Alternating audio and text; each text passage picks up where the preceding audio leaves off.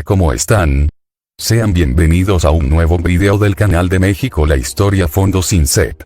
Hoy veremos un capítulo negro de nuestra historia, que a la vez es un episodio de los más conocidos, y de los más hablados en los libros de texto gratuitos de la Secretaría de Educación Pública, y de toda la historia oficial de México. Por desgracia, esta época es de las más alteradas por la ignorancia y por los gobiernos. Hablamos de la Revolución Mexicana. Recuerden que este no es un canal que le haga caso a la CEP y a sus teorías, por lo cual para entender mejor este video, recomendamos ver el capítulo del Porfiriato, se los dejamos en la tarjeta. Comencemos. Todos los mexicanos conocen la historia de la revolución, esa historia de telenovela donde el pueblo se alzó en armas para derrocar a una dictadura y mejorar sus condiciones de vida. Pues por desgracia todo esto es falso. Los llamados héroes de la revolución en su mayoría eran de lo peor y la revolución no le ayudó prácticamente nada a este país, y lo explicaremos en este video. Según la historia de algo tan obsceno como la CEP, una de las causas de esto fue la desigualdad en la población, donde la gente moría de hambre. Pues esto tiene algo de cierto y algo de falso, pues sí había desigualdad, pero es la mismísima que prevalece a nuestros días. De hecho, la situación económica ha empeorado drásticamente, la gente no tenía para mucho, pero la verdad es que el salario del campesino sí alcanzaba para comer, y depende de tu trabajo era el salario, así como en la vida actual.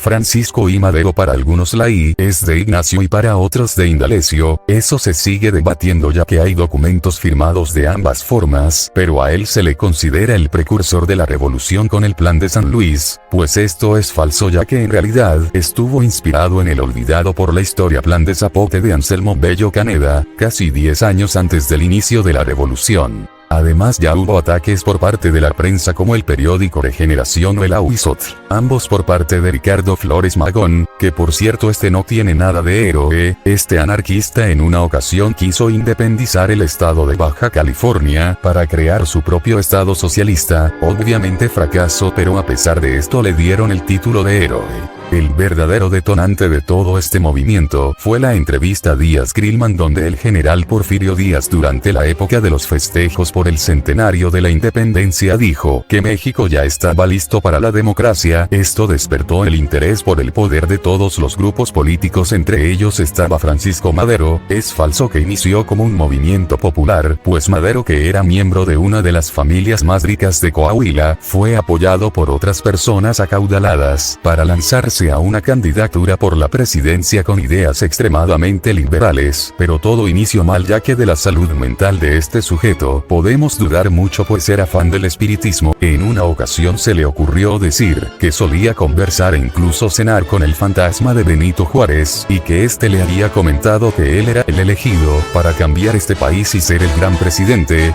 No se sabe si lo dijo por locura o por estrategia política, al saber que vivía en un país lleno de ignorancia y de superstición.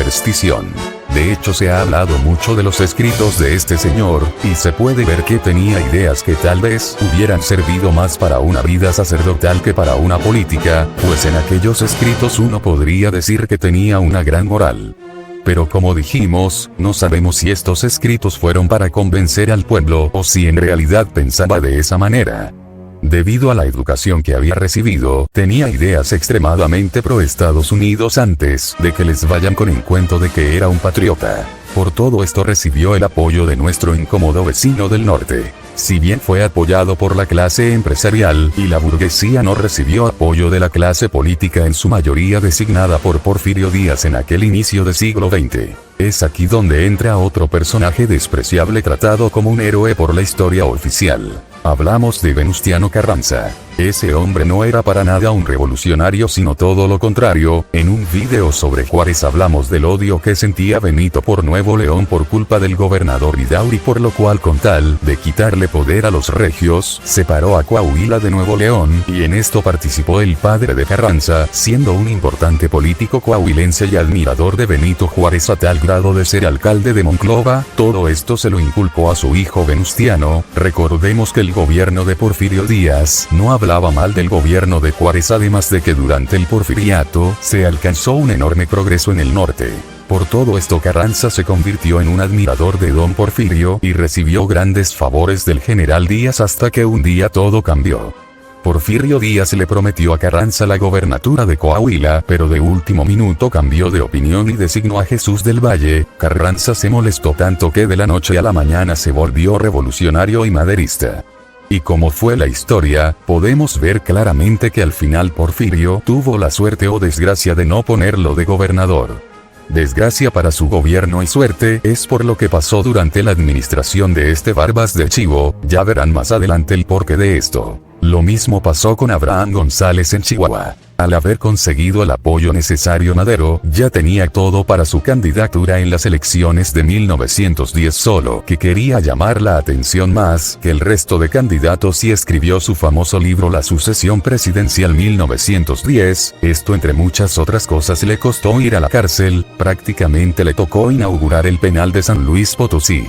Todo esto por ser un bocón y prácticamente ya declararse victorioso. En este lugar, con la ayuda del poeta y escritor Ramón López Velarde, escribió el Plan de San Luis, llamando a levantarse en armas contra Porfirio Díaz el 20 de noviembre de 1910 a las 6 de la tarde. Quizás compadecido, el secretario de Hacienda José Ipslimantur intervino para que lo soltaran, pensando que solo era un loco, que soñaba con ser presidente y que no representaba ningún peligro real. De hecho, una curiosidad es que su abuelo Evaristo Madero siempre le escribió cartas al gobierno que en pocas palabras decían: oiga, no soy el culpable de las tonterías de mi nieto, es solo un joven loco, a mí no me meta en sus problemas mentales. Obviamente era porque, como dijimos, la familia Madero fue una de las familias más ricas del porfiriato y él no quería perder todo. Incluso cuando Madero llegó al poder, le mandó una carta a Limantur diciendo la desgracia que era como presidente. Aquí hacemos un paréntesis, pues en palabras de la SEP, Madero era un amante de la legalidad, cosa que no es cierta, pues Madero traicionó la confianza que le dieron, pues lo dejaron salir con la condición de no salir del estado de San Luis. ¿Y qué creen?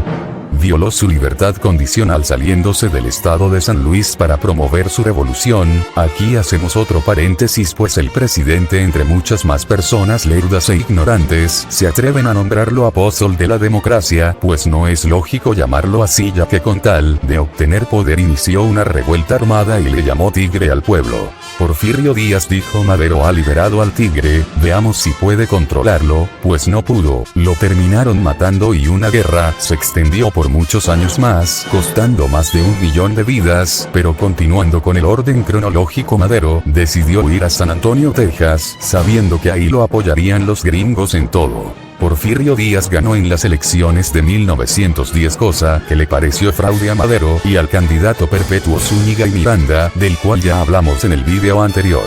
No sabemos a ciencia cierta si fue fraude o no, pues lo mismo podríamos decir de las elecciones posteriores en las que triunfó Madero. El 20 de noviembre llegó y fue un fracaso para el maderismo en el norte, pues Francisco cruzó la frontera de vuelta a México para iniciar su revolución en la ciudad Porfirio Díaz, hoy Piedras Negras, y solo se reunieron 20 personas, las cuales fueron fusiladas. Un dato que es importante mencionar es que muchos poblanos tienen como orgullo el decir que en su ciudad inició la revolución, pues esto es cierto y falso, ya que en efecto hubo un enfrentamiento un día antes de lo convocado, o sea el 19 de noviembre, con una persona muy importante para Puebla, que es Aquiles Cerdán. En realidad Aquiles Cerdán no es un héroe, pues no logró la gran cosa, podemos decir que fue un muerto más, pero fue de los principales. El famoso enfrentamiento no fue porque él quisiera iniciar antes, sino porque el gobernador giró una orden de cateo a su casa, donde guardaba las armas para el conflicto. Aquiles murió ese día. Lo que sí hizo es que fue uno de los fundadores del partido antireeleccionista,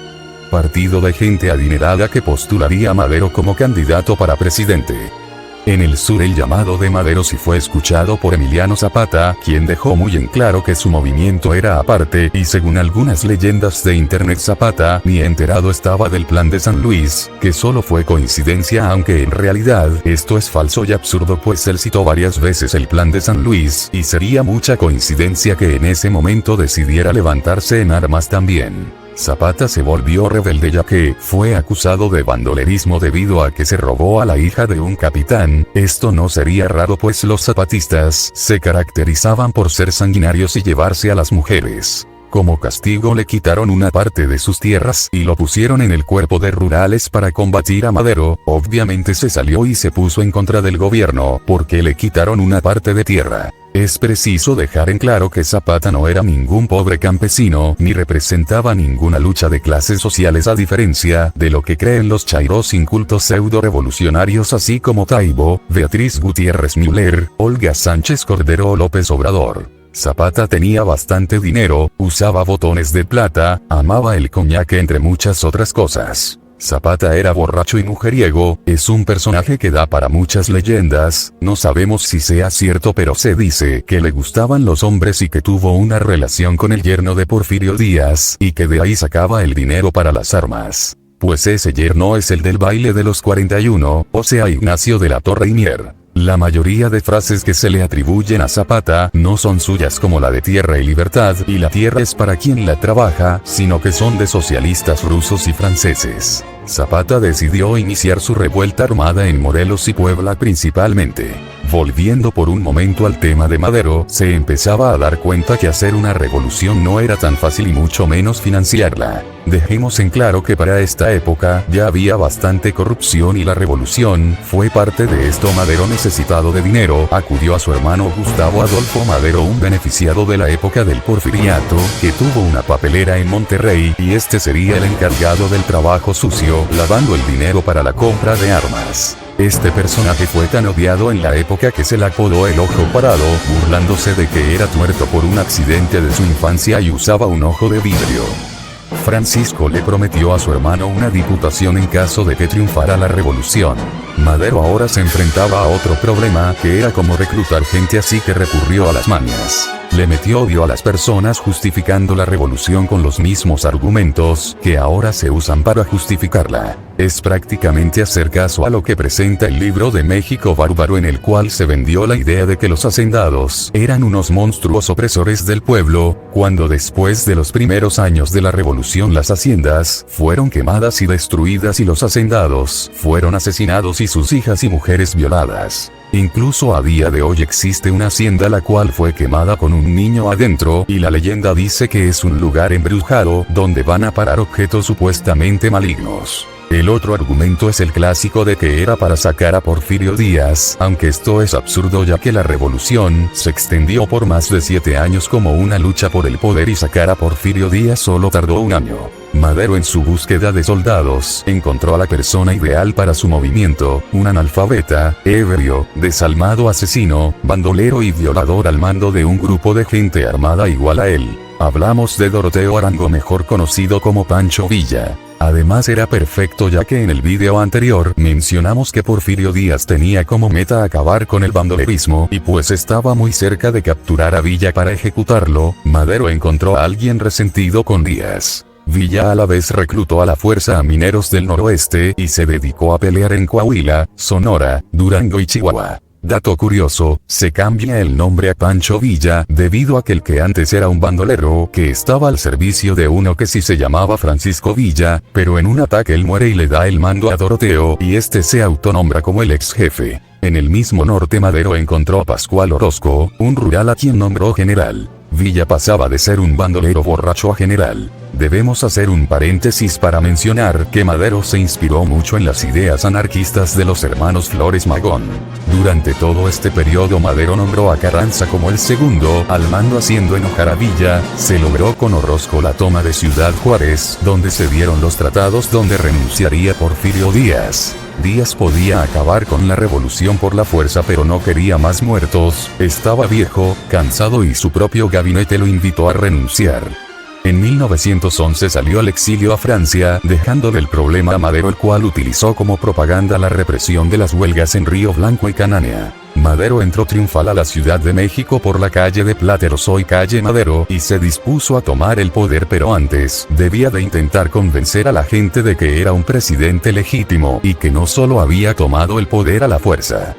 Fue así como mediante el Tratado Ciudad Juárez Porfirio renunciaría y habría elecciones ese mismo año, y mientras tanto el presidente interino sería Francisco León de la Barra, apodado el presidente blanco por sus modales. Ese fue un grave error, ya que él era un porfirista que odiaba a Madero y se encargó de enemistarlo con el ejército oficial y con los jefes revolucionarios. Supuestamente Madero ganó las elecciones y todo fue un desastre, no pudo con la crisis de violencia que él mismo había creado, su chistecito generó una crisis económica, no pudo frenar la guerra yaqui, repartió el poder y las gobernaturas con sus amigos, tal es el caso de Carranza en Coahuila. Al ser presidente tenía que juntarse con militares reales y no solo bandoleros. Ahí conoció a Victoriano Huerta, que bajo su recomendación arrestó a Villa por no querer formalizar sus tropas y fue acusado de conspiración, por lo cual se le sentenció a muerte. Villa se puso a llorar frente al pelotón de fusilamiento y se le perdonó cambiándole la condena a cárcel en Santiago Tlatelolco, de donde se fugó en 1912.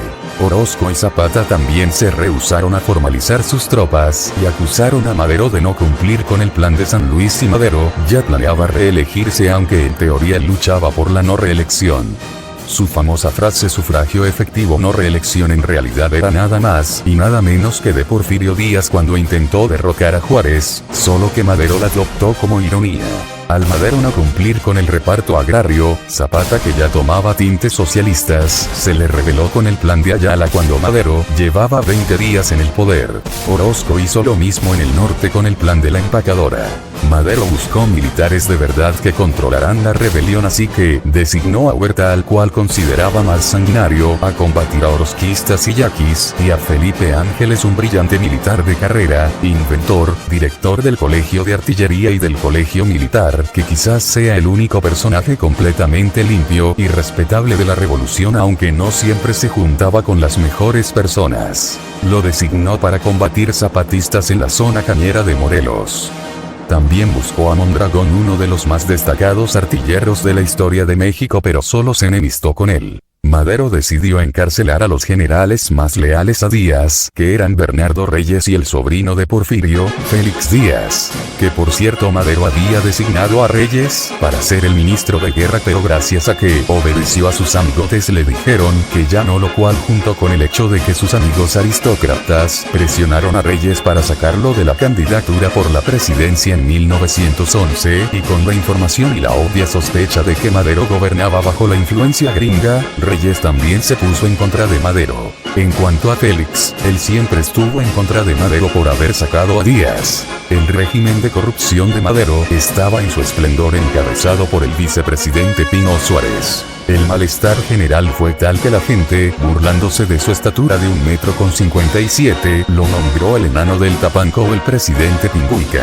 El ataque por parte de la prensa fue brutal, y ya no solo por parte de los periódicos porfiristas. Tanto así que la gente empezó a creer que la I no era de Ignacio ni de Indalecio, sino de idiota o inepto, ya que no servía para el cargo de presidente. Todo el ejército se hartó de él y esto dio lugar a la decena trágica. Pero esperen que no es como lo cuenta la SEP, lo consideramos necesario aclarar, ya que la SEP durante la cuarentena por COVID-19 en su programa televisivo de educación a distancia habla cualquier falacia sobre este suceso. Han sabido reducir este episodio a que Huerta le metió un golpe de estado a Madero traicionándolo y usurpando la presidencia. Pues la verdad es mucho más compleja, ya que ni siquiera fue un golpe militar, sino dos, y esto no lo inició Huerta en lo más mínimo, él ni siquiera era parte del plan, él solo fue un resultado de las circunstancias. El autor intelectual de todo esto era el general Manuel Mondragón, que consiguió que lo apoyaran el general Ruiz y Rodolfo Reyes, hijo de Bernardo. Se sublevaron las guarniciones militares de caballería y artillería de Tacubaya, Tlalpan y la Ciudadela, que funcionaba como máximo almacén de armamento en la ciudad. También se sublevó el extinto colegio de aspirantes y una parte del colegio militar, a diferencia de lo que dice Tango en su paupérrimo documental. La guarnición de Tacubaya se dirigió a la prisión militar de Santiago Tlatelolco durante la madrugada para liberar con amenaza de abrir fuego al general Bernardo Reyes. Y el general Ruiz se dirigió a tomar Palacio Nacional, aunque en ese momento Madero tuvo suerte, pues se encontraba en el castillo de Chapultepec. Después fueron a Lecumberri a sacar de la cárcel a Félix Díaz. El general de la clase encargado de la seguridad del estado maderista Lauro Villar recuperó Palacio Nacional. Madero se dirigió al amanecer hacia Palacio por Paseo de la Reforma a caballo en la llamada Marcha de la Lealtad. Es aquí donde aparece Huerta, quien estaba vestido de civil, estaba en una especie de retiro y se enteró de que Villar estaba herido, así que le pidió a Madero que lo nombrara comandante militar de la plaza. Quizás sin querer, al aparecerse Huerta, le salvó la vida a Madero, pues en ese momento desde Lecumberri los rebeldes se dirigían a Palacio Nacional y por el otro lado Madero hubiera llegado y se hubiera topado de frente y sin la más mínima protección a una columna de soldados de Félix Díaz. Huerta, al quitarle el tiempo, le salvó la vida a Madero. Los golpistas intentaron tomar nuevamente Palacio Nacional, solo que aunque eran más estaban en una posición de desventaja al verse contra ametralladoras de Villar emplazadas. Durante esto murió Bernardo Reyes. Los golpistas decidieron regresar a la zona de Lecumberri para tomar el tren a Veracruz en San Lázaro, pero decidieron quedarse atrincherados en la ciudadela. Hasta este momento Huerta no era ningún traidor, hasta mandó a fusilar al rebelde Ruiz. Huerta decidió hacer varios ataques a la ciudadela sin éxito. Madero fue por Ángeles a Cuernavaca. Ángeles tendría que realizar un bombardeo en plena Ciudad de México a la ciudadela, mientras los ciudadelos bombardeaban Palacio Nacional. Ángeles no podía acabar de una vez por todas con la rebelión, pues Huerta le puso restricciones en cuanto a la artillería que podría usar, pues ya pensaban unírseles. Desde la ciudadela Mondragón logró darle a la Puerta Mariana de Palacio Nacional. Si bien Madero tenía el apoyo del presidente Yankee William Howard Taft, que se dice quería anexar México, tenía un problema personal por una empresa con el embajador Henry Lane Wilson, el cual le lavó el cerebro a Huerta para que ocupara el poder. Huerta decidió unirse a los rebeldes y les cambió la jugada. Les dijo que o cooperaban con él para que fuera presidente o los aplastaba, pues sabía que ya no tenían suficientes municiones en el edificio de la ciudadela. Los rebeldes aceptaron y así se esfumó el efímero sueño presidencial de Félix Díaz. Todo esto se logró bajo el pacto de la embajada. Huerta daría su propio golpe de estado y para eso trajo a su amigo el general Aureliano Blanquet, quien dice la leyenda que le dio en su juventud el tiro de gracia a Maximiliano de Habsburgo. Gustavo Madero, quien en teoría solo era un diputado, en realidad tenía mucho mayor poder, pasándose por encima de la ley, y por eso la gente lo odiaba. Le jugó al detective y le dijo a su hermano Francisco que tenía las pruebas de que Huerta lo planeaba traicionar y que el ataque a la ciudadela era una farsa. Una de las pruebas era esta foto de la estrategia de Félix Díaz y Mondragón tomada en la ciudadela, donde el plano es bastante simple de interpretar incluso para alguien sin conocimiento militar, donde solo planeaban bombardear y no salir, o sea, que había un segundo golpe militar afuera. Gustavo Madero arrestó a Huerta y le dijo que era un traidor. Huerta le suplicó una oportunidad para demostrarle su lealtad y Madero le dio 24 horas, pues en esas 24 horas lo traicionó. La SED no ha actuado sola para esparcir la ignorancia, pues la han ayudado medios tendenciosos como Televisa con una novela histórica llena de mentiras, ya que en efecto Huerta invitó a comer a Gustavo Madero para limar asperezas y ahí arrestarlo, pero no lo hizo en persona como lo muestra El Encanto del Águila del 2010. Huerta lo engañó para quitarle su pistola y se fue. Un rato después lo arrestaron. A Madero y Pino Suárez también los arrestó, pero una vez fueron arrestados nunca volvieron a ver a Huerta, como lo muestra ese programa de porquería. Gustavo fue enviado a los rebeldes de la ciudadela, donde lo torturaron por horas y le sacaron su ojo bueno con una bayoneta para después dispararle. Madero no se enteró de esto y durante la noche fue llevado por el mayor de rurales Francisco Cárdenas, quien estaba dispuesto a hacer lo que fuera con tal de tener un puesto en el ejército regular. Se dijo que entrarían por la puerta de atrás de Lecumberri y argumentando que querían escapar mataron a Madero y a Pino Suárez. Hay muchas versiones de cómo sucedió esto. Guardias le dejaron ir diciendo que se escapara para que así de verdad pareciera que se fugaban, pues este plan fue muy calculado y si alguien veía que se escapaban estaría justificado mediante la ley fuga, aunque claro, obviamente fue solo un truco para matarlos y no está justificado. También arrestaron al general Ángeles, pero lo dejaron vivo por el respeto que le tenían como militar. Así acabó la decena trágica. Se le llama así porque el bombardeo a la ciudadela duró 10 días, aunque el golpe duró más días. Antes de que mataran a Madero y Pino Suárez los obligaron a firmar su renuncia, por lo cual al día siguiente rindió protesta como presidente interino Pedro Lascurain, exsecretario de Relaciones Exteriores. La presidencia más corta de la historia de México y del mundo duró 45 minutos. En el poder solo rindió protesta, nombró a Huerta vicepresidente y después renunció. Así Huerta subió al poder. Aquí aparece otro héroe inflado de la revolución, hablamos de Belisario Domínguez, que si bien no negamos su labor como doctor y activista por Chiapas, como senador solo desconoció a Huerta, metió cartas exigiendo su renuncia y se dedicó a hacer señas obscenas durante la toma de protesta. Según la historiadora Adriana Abdo, Huerta no se lo perdonó a Belisario, lo llevaron desde el hotel de San Juan de Letrán a rastras hasta el Panteón Xoco, donde lo torturaron, le cortaron la lengua y lo mataron. Es falso que el golpe militar intentó restaurar el porfiriato, pues la decena trágica fue en febrero de 1913 y Díaz seguía vivo, pero ni se les pasó por la cabeza regresarlo a México. Huerta no fue tan malo como lo narran ignorantes y fatuos de la SEP como Esteban Moctezuma Barragán, tuvo grandes avances en la educación pública, pero era también borracho y marihuano. La canción de la cucaracha existe desde tiempos de la colonia, pero la versión que todos conocemos está dedicada a Victoriano Huerta, pues se tambaleaba por sus heridas de guerra, caminaba como tullido y siempre estaba en un estado inconveniente. Y claro que trató de poner paz mediante la mano firme, el problema es que se desesperaba fácilmente y culpaba a la gente sin esperar a checar bien porque del problema y sacaba a gente como a su ministro de guerra Manuel Mondragón o a Félix Díaz que estaba en el Congreso. Carranza como gobernador de Coahuila lo desconoció y llamó a las armas contra él por medio del Plan de Guadalupe, pues Huerta también había generado una crisis económica. Así Carranza crea el Ejército Constitucionalista en 1914 y reúne a jefes revolucionarios del norte como Villa, el cual crea la famosa División del Norte como rama del Ejército Constitucionalista, cuya táctica principal serían los ataques por sorpresa de caballería. Ángeles se une como artillero a la División del Norte y prácticamente se alistó por error uno de los personajes más sádicos y mentalmente más enfermos de la revolución. Hablamos de Rodolfo Fierro, un maquinista con una vida traumática que se refugiaba en el alcohol.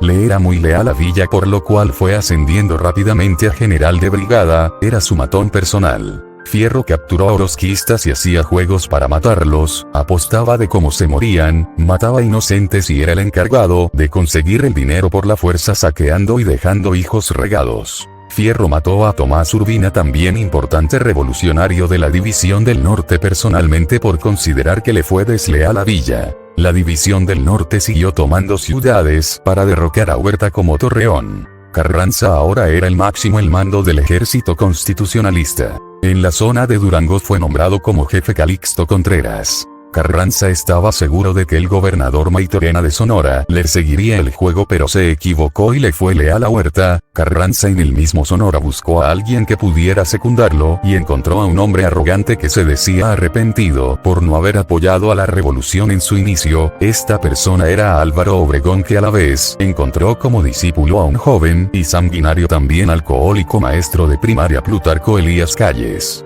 De esta manera se creó el Grupo Sonorense, otra facción del Ejército Constitucionalista, que rivalizó de inmediato con la División del Norte. Ambos grupos fueron tomando ciudad tras ciudad, quitándole más poder al gobierno de Huerta, mientras Zapata avanzaba por el sur. En esta época se dieron los conflictos más icónicos de la revolución, así como la aparición de corridos. Los revolucionarios tomaron los trenes construidos durante el porfiriato y saqueaban. También aparecieron las adelitas, mujeres que en realidad rara vez peleaban, generalmente acompañaban a sus maridos o eran mujeres raptadas de los ranchos que servían para cargar las armas o por el simple sentido conyugal. De esta época es todo lo que se piensa cuando se habla de la revolución, así como el uso de la Colt Peacemaker por charros. Aquí se daría la batalla más icónica y representativa de la revolución, la batalla de Zacatecas. Esta ciudad era el último bastión del ejército federal, ya que todas las ciudades importantes habían sido tomadas.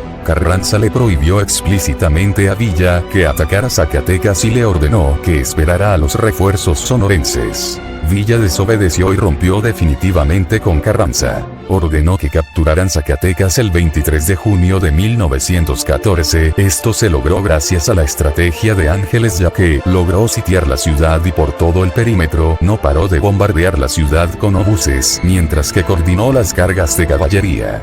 Esto combinado con el sadismo de Villa hizo que la ciudad se rindiera y cayera a Huerta definitivamente. El presidente demócrata Woodrow Wilson fue electo presidente yanqui y le dio todo el apoyo a Carranza, pues invadió Veracruz en una intervención poco conocida de los gringos, y es una de las veces que Veracruz ha sido nombrada ciudad heroica. Huerta culpó a Mondragón de la derrota, siendo que Huerta dirigía las batallas ebrio y sus generales huyeron de México. Huerta amenazó con reagruparse en el extranjero para retomar México, pero murió de cirrosis por su alcoholismo. Los grupos revolucionarios quedaron muy divididos, por lo cual se celebró entre comillas una convención pacífica para escoger al nuevo presidente. Esta sería la famosa Convención de Aguascalientes. La leyenda dice que Carranza ya hasta se había mandado a hacer una banda presidencial pensando que los convencionistas lo elegirían, pero por la negativa de los villistas y zapatistas, se tuvo que designar a un presidente interino llamado Eulalio Gutiérrez. La cólera de Carranza fue tal que salió a Veracruz, no respetó la decisión democrática y en el puerto se dedicó a organizar un nuevo ejército. Villa y Zapata entraron a la Ciudad de México y se reunieron en la zona sur para firmar los tratados de Xochimilco, en los cuales pactarían unir sus ejércitos para luchar contra Carranza. Se dirigieron a Palacio Nacional para festejar y Villa se sentó en la silla presidencial. Zapata prefirió sentarse en un banquito porque dijo tener miedo a sentarse en la silla presidencial y volverse malo. No puedo creer que a la fecha el tipo senil que está en la presidencia utilizó esto para, según él, mandarle a hacer una limpia a la silla, cuando ya ni siquiera es la original. Pero volviendo al tema, Villa y Zapata abandonaron la capital y a pesar de su alianza se separaron. Zapata no era un gran problema, pues él solo se fue a Morelos con una guerrilla nada significativa. En cuanto a Villa, él fue al norte, y como era el más peligroso enemigo para el gobierno, la lucha comenzó. Villa y Ángeles se concentraron en el Bajío con Rodolfo Fierro ya muerto. Se había ahogado mientras se embriagaba en una laguna, por lo cual Carranza decidió llamar de regreso a Obregón para combatirlos. Obregón con su artillería no tuvo el más mínimo problema para derrotar a Villa con su caballería. Obregón era un soberbio y él no era un artillero de carrera, siguió como un engreído hasta que en una serie de batallas en Celaya se topó con un verdadero general de artillería. Felipe Ángeles estaba de regreso para salvar a Villa, que se había puesto muy terco con ir al Bajío. Obregón nunca se dio cuenta que Ángeles estaba en Celaya y ordenó un ataque de artillería contra lo que pensó eran tropas comunes. Ángeles le respondió el ataque a Obregón y le voló un brazo al sonorense con un cañonazo. Este tipo se intentó suicidar del dolor, solo que su pistola no estaba cargada y solo se quedó llorando. A Obregón se le apodó el Manquito de Celaya, y aunque prácticamente derrotó a Ángeles y Villa, les agarró rencor. Como dato curioso, a Obregón se le iba a apodar el Manco del Bajío, pero ese apodo ya estaba ocupado por el Manco de González, que por cierto la mano al final se perdió y se encontró hasta el gobierno de Calles. Fue puesta en el monumento de Obregón durante algunos años y luego fue hecha cenizas para llevarla a su tumba. Es una aberración que algo tan obsceno como la SED nombre el general invicto a Álvaro Obregón, ya que sí perdió batallas, solo que no como general, sino como coronel, ya que fue derrotado en Chapulhuacán. Como dato curioso, en 1916 Villa fue de las pocas personas en la historia capaces de invadir territorio continental de Estados Unidos. Invadió la ciudad de Columbus. La versión de la SED dice que fue porque le vendieron ahí rifles que no servían y balas de salva, y en efecto eso pasó, pero Villa lo pensó mejor, pues con esto Wilson ordenó la fallida expedición punitiva enviando tropas gringas a México a buscar a Villa para matarlo, pero Villa ponía a Carranza como presidente en un dilema, pues si aprobaba la expedición quedaba ante el pueblo como un traidor y un cobarde, y si lo rechazaba se metía en problemas con Estados Unidos. Con Villa derrotado, Carranza logró regresar a la zona centro y dar la idea de legítimo a su gobierno. Se reunió en Querétaro con sus más fieles diputados, ya que no se le permitió entrar a diputados que no simpatizaran con él. Ahí en febrero de 1917 se redactó la Constitución actual, se modificó el escudo nacional, la nueva Constitución sería parecida en lo proestadounidense a la de 1857 solo que esta tendría carácter popular en lo agrícola. Es por eso que la actual Constitución es muy poco clara y está llena de lagunas legales, además de que prohibió por completo la reelección y acabó con la tienda de raya. Carranza estuvo decidido a acabar con todos sus enemigos, iniciando por Zapata. Le dio órdenes a un militar llamado Jesús Guajardo para que se infiltrara con los zapatistas e irse ganando la confianza de Zapata para fingir ser su amigo, organizar una ceremonia en su honor y durante esta dispararle, y lo logró. Carranza también logró librarse de Ángeles a traición, ya que no lo capturó en batalla, sino aplicó la misma estrategia de Guajardo, pero a este lo capturaron y un consejo de guerra lo sentenció a muerte por rebeldía. Aunque la propia Constitución de Carranza prohibía la pena de muerte, murió fusilado en Chihuahua y lo único que pidió fue que no le apuntaran a la cara. Un dato curioso es que su esposa estaba enferma para esta época y murió. Ángeles, al estar prisionero, nunca se enteró de la muerte de su esposa, y su esposa, al estar enferma y prácticamente todo el día inconsciente, nunca se enteró de que a su esposo lo habían condenado a muerte. Ambos murieron sin saber que el otro también había dejado este mundo. Carranza creía que se había deshecho de sus enemigos y por fin gobernó tranquilo, pero el falso héroe venustiano no solo era un desleal asesino y traidor, sino que también era un corruptazo de primera, y de esto la SEP nunca te hablará. Esto según la historiadora Sandra Fried.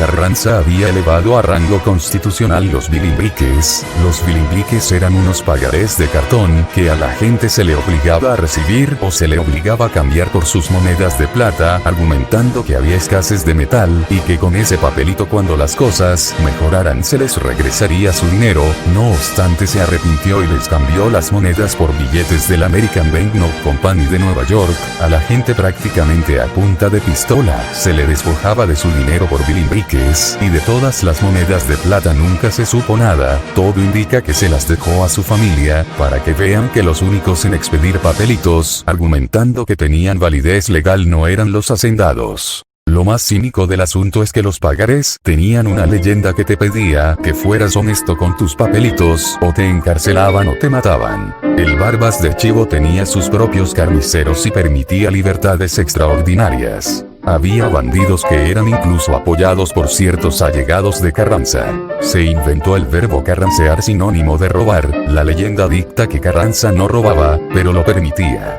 Aunque claro que robaba igual o más que sus allegados. Durante el gobierno de Carranza se nombró a Obregón gobernador de Sonora, el cual continuó con la guerra contra la tribu yaqui y dijo que esta era la oportunidad perfecta para que Sonora se librara de su vergüenza indígena, aunque la historia oficial insiste en llamarlo héroe.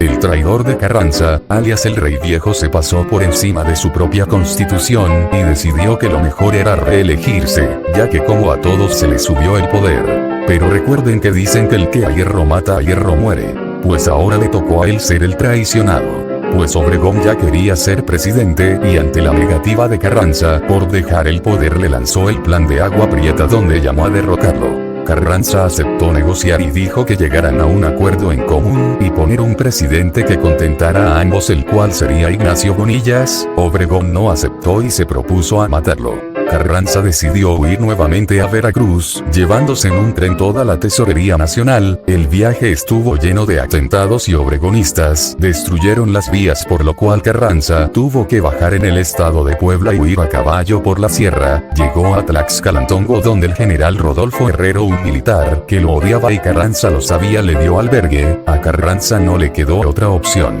Durante la noche fueron y ejecutaron a Carranza a la choza donde descansaba. Aunque se dice que tal vez no fue homicidio sino suicidio. Según algunos testigos, antes de abrir fuego Carranza ya se había disparado para no darle gusto a Obregón. Es curioso, ya que Carranza años atrás también había intentado ejecutar a Obregón, pero no tuvo éxito. Como último dato de este asesinato, el Manco también recibió el apoyo yanqui debido a que, al igual que Díaz, Madero, Huerta, Carranza se negó a cumplir ciertas condiciones de los gringos. Durante esta época, como dato curioso, había una epidemia de influenza española. Así Álvaro Obregón acabó con Carranza, llegó el interinato de Adolfo de la Huerta y después Obregón tomó el poder. Este traidor vendió la soberanía nacional a Estados Unidos a cambio del reconocimiento a su gobierno, y para asegurarse de que este cumpliera con los gringos, se firmaron los tratados de Bucareli, donde se le daba el control de tierras, pozos petroleros a los yanquis y México tendría restricciones militares. Obregón se dedicó a perseguir al clero e imponer con sangre la Constitución. Pero ya nos acercamos al final del video, aquí vale preguntarse el por qué la CEP alaba tanto la figura revolucionaria. Pues fácil, la SEC fue creada en el gobierno de Obregón por José Vasconcelos, un pseudocientífico oaxaqueño con los ideales de la revolución, destrozando la educación de los niños mexicanos hasta la fecha. Obregón decidió acabar con Villa de una vez, así que planeó un atentado tipo Padrino, contratando pistoleros para que le disparasen a su coche. Fue una estrategia en la cual el coche donde iba Villa tenía que dar la vuelta y el auto de la época se tenía que detener, así que al bajar la velocidad se abrió fuego.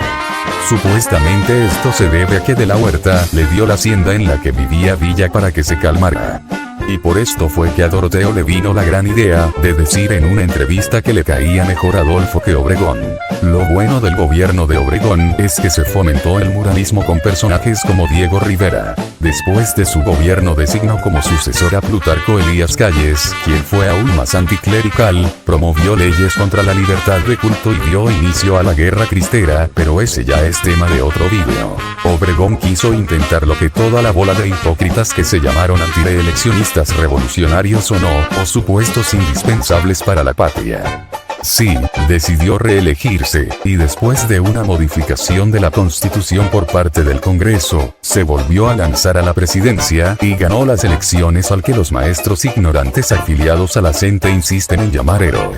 La versión oficial dice que lo mató León Toral, el cual se hizo pasar por un dibujante, un fanático religioso que culpó a Obregón por el inicio de la Guerra Cristera. No es del todo ilógico pensar eso, ya que las leyes contra la Iglesia de la Constitución de 1917 las propuso Obregón. Sin embargo, todo indica que el mismo Plutarco Elías Calles lo mandó a matar mientras celebraba su triunfo en el restaurante La Bombilla, donde ahora está un monumento al tipo. Las últimas palabras de Álvaro fueron: "Más totopos por favor". Se dice que la cabeza cayó sobre un plato con mole y se quedó ahí por horas.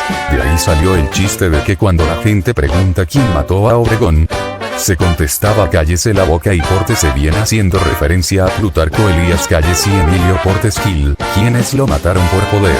Así iniciaron los gobiernos post-revolucionarios. Y bueno, ahora la conclusión. La revolución fue un movimiento para mejorar las condiciones de un pueblo supuestamente hundido. No, por supuesto que no. La revolución fue hecha para cambiar de poder y que así el que estuviera en la cabeza fuera el más beneficiado. Eso era lo que querían los revolucionarios, el poder a costa de todo, y para eso engañaron con que querían un cambio social y mejorar las condiciones del pueblo. Esto ni siquiera pasó con Madero, pues el inepto ni siquiera supo escuchar a sus allegados y dejó a los porfiristas en sus puestos, lo cual demuestra que no le importaba mucho cambiar el sistema político o social. De hecho, la única diferencia, para mal por supuesto, es que gracias a él, el pueblo elige diputados, presidente, gobernador, etc., por separado. ¿Y por qué es malo? Simplemente porque no van a concordar si no son del mismo partido, no se van a poner de acuerdo por ser de ideas diferentes, y eso ya lo vimos en las primeras presidencias de México con lo de la vicepresidencia. Es lógico que el sistema actual alabe a la revolución, pues recordemos que Calles fundó el PNR, que se convirtió en PRM y hoy es el PRI, aunque supuestamente el PRI es el partido en el poder. El partido que gobierna actualmente está basado en los mismos ideales callistas y revolucionarios. Esto ha sido favorable con una población que poco o nada le interesa saber de la historia de su país. En resumen, la revolución solo sirvió para que la aristocracia, que estaba inconforme con el gobierno de Díaz, tomara el poder y así obtener más beneficios. Y todo terminó en una guerra entre los mismos revolucionarios para ver quién se quedaba con el poder. Y para justificar actos horribles, dicen que el porfiriato fue mucho peor, cuando ni siquiera para sacar a Díaz Huerta hubo tanto derramamiento de sangre como cuando los revolucionarios se fueron unos contra otros. Pero bueno, ahora es tu turno. ¿Tú qué opinas? ¿Crees que fue mejor sacar una dictadura de 30 años para que se cambiara el poder y se respetara la supuesta democracia? ¿O piensas que todo hubiera sido mejor sin una revolución? Muchas gracias por ver este video. Si te gustó dale like. Suscríbete si te gusta el contenido del canal. Si quieres apoyarnos, comparte los videos para que más gente se entere de las falacias de la SEP. En el siguiente video hablaremos del gobierno de Calles y del Maximato. Muchas gracias por su atención.